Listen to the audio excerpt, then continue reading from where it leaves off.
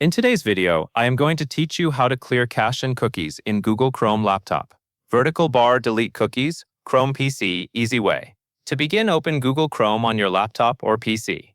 Once the browser is open, look to the top right corner of the Chrome window. You will see the three-dot menu there. Click on those three dots to open the main browser menu. After the menu appears, move your cursor down until you find More Tools. When you hover over it, another small menu will open to the side. In that menu, click on Clear Browsing Data.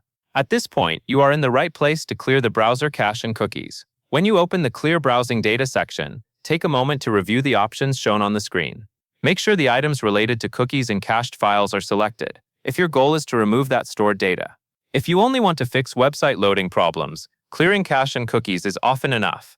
It is a quick maintenance step and can be done anytime Chrome starts acting strangely or a website does not update correctly. Once you have reached this menu and selected the data you want to remove, Chrome is ready to clear it for you from that section. Follow the on-screen options carefully, and the browser will remove the stored cache and cookie data. That covers everything you need to know.